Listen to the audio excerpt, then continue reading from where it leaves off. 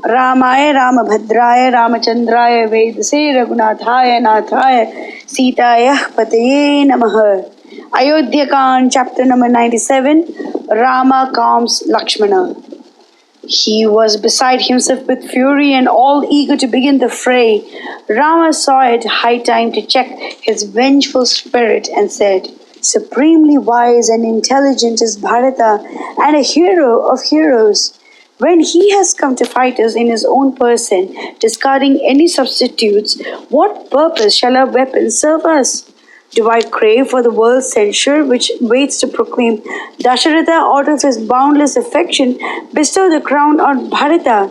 Rama slew him out of spite and disappointment and usurped the throne. Have I not given my plighted word to fulfill my sire's promise to Kaikeyi and keep his name and fame unsoiled by an untruth? If I kill Bharata in battle, what shall I do with the kingdom? Fie upon the wealth and power brought by the blood of kinsmen and friends. Would any cast a look upon poisoned sweetmeats? I seek pleasure, wealth, and righteousness, nay, the sovereignty of this earth, but for my brothers. It is the veriest truth. If I ever harbor any desire for the crown of Koshala, it is more that you should enjoy the sweets of royal power and boundless luxury. I swear it upon my weapons. It is a trifle for me to make myself the master of this world, but the throne of Indra is abhorrent to me if I have to ascend it upon the steps of unrighteousness. If my heart ever prove traitor to my brothers and seek any joy or pleasure for itself, may heaven's curse blast it into nothing. Let be. Why should we misunderstand Bharata's motive in coming here? He came back from his uncle's place to Ayodhya and was duly informed of what happened in his absence. Sumitra might have told him that we abide in this forest. Boundless in his love and affection to me, I hold him as something dearer than my own life. He knows very well that in our house the eldest son inherits the throne. His heart would bleed to hear that I undergo any hardship of privation in the wild woods.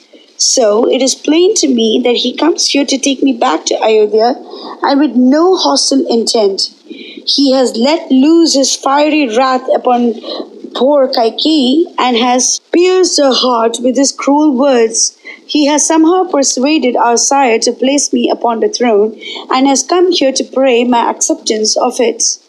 It is but meet that Bharata should come to see us now. Never in his wildest dreams has a shadow of any evil to us crossed his heart. Now why do you suspect Bharata? Had you any harm or injury at his hands till now?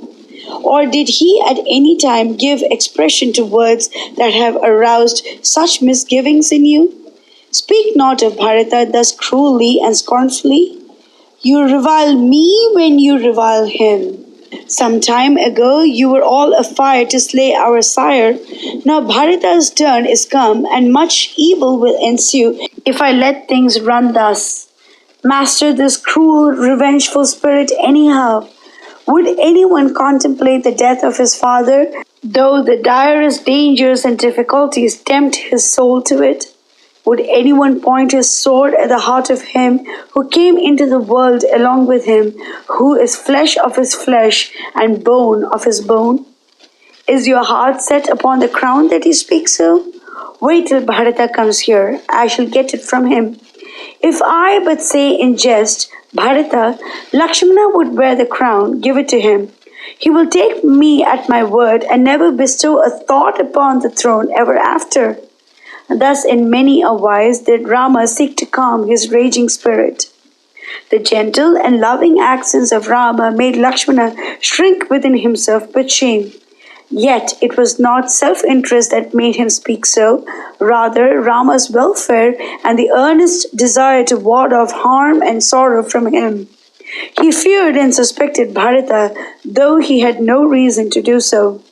When our word goes for nothing, we try to change the topic. So Lakshmana, now thoroughly ashamed of himself, said to Rama, "It may as well but our father come to take us back to Ayodhya." Quick to observe and adapt himself to the changing circumstances, Rama accepted his suggestion. Yes, It is extremely probable that His Majesty has deigned to pay us a visit in our lowly abode.